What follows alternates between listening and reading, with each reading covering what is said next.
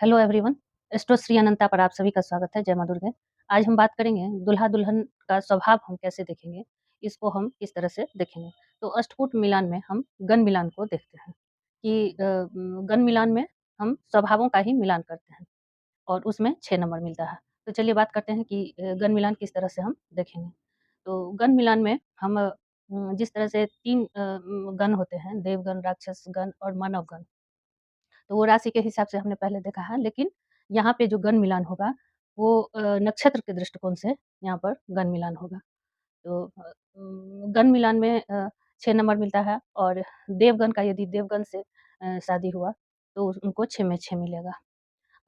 मानवगण का यदि मानवगण से शादी हुआ तो वो 6 में 6 मिलेगा। राक्षसगण का यदि राक्षस से गण में शादी हुआ तो वो 6 में 6 मिलेगा और देवगण का यदि मानव से शादी हुआ तो 6 में 5 मिलेगा और देवगण का यदि राक्षस से शादी हुआ तो उनको 6 में 0 मिलेगा। इस तरह से अंक मिलते हैं।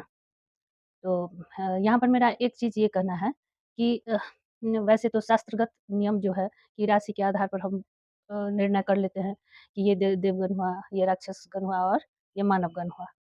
तो और उनके जो लॉर्ड हैं उ उसके हिसाब से हम निर्धारित कर लेते हैं और नक्षत्र के हिसाब से भी निर्धारित किया गया है, जिसको हम बताएँगे अभी। लेकिन इसके अलावा भी हमें जब हम स्वभाव का आकलन करेंगे, तो हमें और भी बहुत चीज़ों को ध्यान देना पड़ेगा, जिसको हम आगे बताएँगे। तो देवगण में कौन-कौन से आते हैं?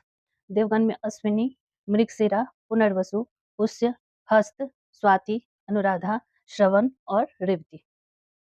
मानवगण में आते हैं भरणी, रोहिणी, आद्रा, पूर्वा फाल्गुनी, उत्तरा फाल्गुनी, पूर्वा आषाढ़ा, उत्तरा आषाढ़ा, पूर्वा भाद्रपद और उत्तरा भाद्रपद। और राक्षसगण में आते हैं कृतिका, अश्लेषा, मघा, चित्रा, विशाखा, ज्येष्ठा, मूल, धनिष्ठा और शतभिषा। तो इस तरह से हम नक्षत्र के हिसाब से यहाँ पर मिलान किया जाता है।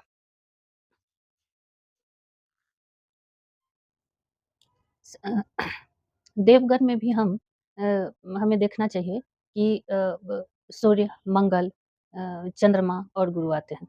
मानवगण में बुध आते हैं और राक्षसगण में शुक्र और शनि आते हैं। यहाँ पर राहु और केतु का चर्चा नहीं किया जा रहा है। तो देवगण का जो गुण है कि उनमें सात्विकता होती है, वो अच्छे होते हैं और मानव जो बुध है उनमें तो नेचुरली राशि गुण होता है और वो वो मध्यम मार्ग पे होते हैं, ना तो बहुत अच्छाई की तरफ देवगुण में उनको शामिल किया गया है, ना ही राक्षस गुण में। तो वो मध्यम और इसीलिए उनको सभी से बनता भी है, ये बात सही है। लेकिन क्या देवगण में पूरा सात्विकता गुण होता है, वहाँ भी सूर्य और मंगल को हम क्रूर ग्रह में ही गिनती करते हैं और राक्षसगण में हम शुक्र और शनि को रखते हैं। तो यहाँ भी शुक्र जो हैं वो सौम्य प्लैनेट कहे जाते हैं और शनि थोड़े से क्रूर हैं। क्रूर नहीं है, वो स्ट्रिक्ट हैं, वो रूल रेगुलेशन को मानने वाले हैं और सिर्फ़ राशि के आधार पर हम स्वभाव को नहीं देखें और ना ही सिर्फ़ नक्षत्र को लेके कि ये सब नक्षत्र है जो देवगण में आ गए, ये नक्षत्र हैं जो मानवगण में आ गए, ये नक्षत्र राक्षसगण में आ गए।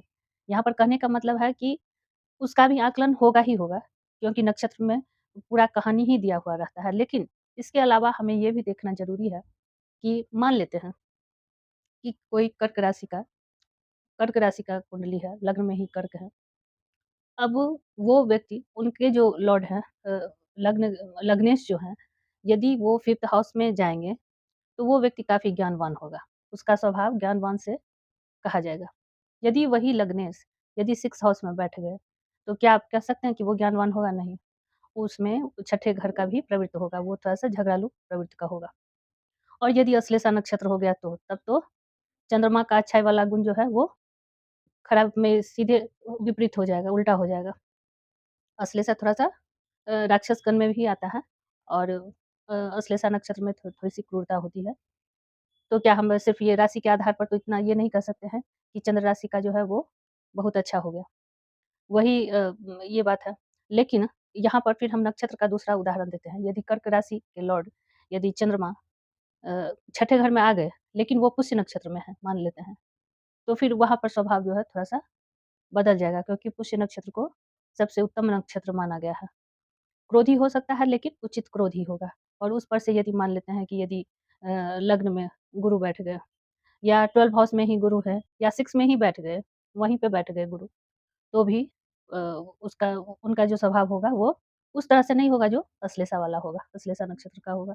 तो यहाँ पर कहने का मतलब है कि सिर्फ़ राशि के आधार पर, सिर्फ़ नक्षत्र के आधार पर, वो भी देखना ज़रूरी है ही, निश्चित रूप से, क्योंकि राशि जिस राशि का चर्चा हो रहा है उसका गुण होगा ही होगा, वो काटने वाली बात नहीं है। नक्षत्र का भी गुण जाएगा, लेकिन फिर वो किस भाव में गए हैं, उसका भी ध्यान रखना ज़रूरी है। और फिर वहाँ पर किनका दृष्टि है, कौन युति में बैठे हुए हैं, कौन से ग्रह, तो उस प्लैनेट का भी असर होगा। मेरा यहाँ पर यही कहने का मतलब है कि स्वभाव जब देखें, तो पूर्णतया उसको अच्छा से देखना ज़रूरी है। तो इन सबको हम थोड़ा-सा लिखित रूप में भी दिखला देते हैं। चलिए। हाँ, तो यहाँ पर जैसे हमने बताया कि देवगण में अश्विनी, मृगशिरा, पुनर्वसु, पुष्य, हस्त, स्वाति, अनुराधा, श्रवण और रेवती आता है। मानवगण में भरणी, रोहिणी, आर्द्रा, पूर्वा फाल्गुनी, उत्तरा फाल्गुनी, पूर्वा आषाढ़ा, उत्तरा आषाढ़ा, पूर्व भाद्रपद, उत्तरा भाद्रपद। और राक्षसगण में कृतिका, अश्लेषा, मघा, चित्रा, विशाखा, ज्येष्ठा, मूल, धनिष्ठा और शतभिषा आता है। और अंक कैसे मिलते हैं?